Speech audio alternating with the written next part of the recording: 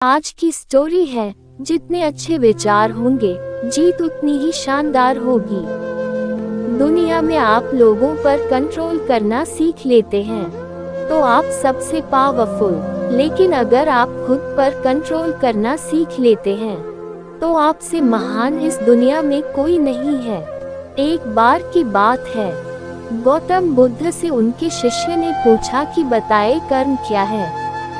गौतम बुद्ध ने कहा कि आओ एक कहानी सुनाता हूँ। एक बार एक राजा हाथी पर बैठकर के अपने राज्य का भ्रमण कर रहा था और घूमते घूमते एक दुकान के आगे आकर रुक गया। रुकने के बाद उसने अपने मंत्री से कहा कि मंत्री जी, मालूम नहीं क्यों, लेकिन एक विचार ऐसा आया है कि इस दुकानदार को कल सुबह फांसी पर लटका दो। मंत्री इससे पहले कुछ पूछ पाता कि क्या वजह, कैसा, ऐसा क्यों लगा। राजा साहब आगे बढ़ गए। मंत्री से रहा नहीं गया। अगले दिन मंत्री भेष बदलकर आम जनता के भेष में उस दुकान में पहुंचा और देखता है कि वह दुकानदार चंदन की लकड़ी बेचता था। मंत्री जी ने पूछा कि काम धंधा कैसा चल रहा है, तो उसने बताया कि बहुत बुरा हाल है। क्या बताऊं, आप लोग आते हैं, चंदन को सूंघते हैं, प्रशंसा करते हैं, वाह बहुत अच्छा है, लेकिन खरीदते नहीं हैं। बस इसी इंतजार में बैठा हूँ कि हमारे राज्य के राजा की मृत्यु हो तो उसकी अंत्येष्टि में चंदन की लकड़ी जाए।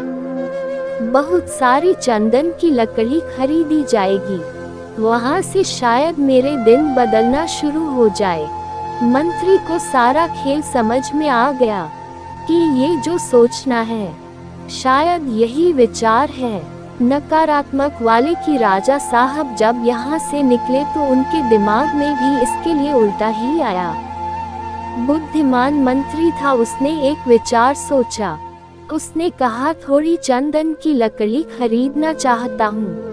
दुकानदार भी खुश हुआ कि चलो कोई तो ग्राहक आए। अच्छे से उसने कागज में लपेट करके चंदन की लकड़ी मंत्री को दी। उसे मालूम नहीं था कि कौन था। मंत्री अगले दिन दरबार में चंदन की लकड़ी लेकर के पहुँचे और राजा साहब से कहा कि राजा साहब, वो जो दुकानदार था उसने आपके लिए तोहफा भेजा है। राजा बड़े खुश हुए और राजा ने सोचा कि अरे, मैं फालतू में उसको फांसी पर लटकाने की सोच रहा था, उसने तो तोहफा भेजा है। देखा तो चंदन की लकड़ी थी, बड़ी सुगंधित थी। राजा साहब बहुत खुश थे।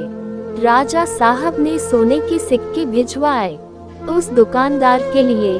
मंत्री अगले दिन सोने के सिक्के लेकर पहुंचा, वही आम जनता के भेष में। दुकानदार बहुत खुश होकर बोला, अरे, मैं फालतू सोच रहा था कि राजा को चला जाना चाहिए, दुनिया से और चंदन की लकड़ी खरीदी जाएगी। राजा साहब तो बड़े अच्छे हैं, दयालु हैं। ये छोटी सी कहानी खत्म हुई तो गौतम बुद्ध ने अपने शिष्यों से पूछा कि बताए कर्म क्या है। शिष्यों ने कहा कि शब्द जो हैं हमारे, वो हमारे कर्म हैं। हम जो काम करें हमारा कर्म, हम जो भावनाएं हैं वो कर्म है। गौतम बुद्ध ने कहा कि आपके विचार ही आपके कर्म हैं। अगर आपने अपने विचारों को नियंत्रित करना सीख लिया तो आप सबसे महान। इसलिए द हिंदी वर्ल्ड आपसे कहता, अच्छा सोचिए तो अच्छा होगा। जितने अच्छे विचार होंगे जीत उतनी ही शानदार होगी।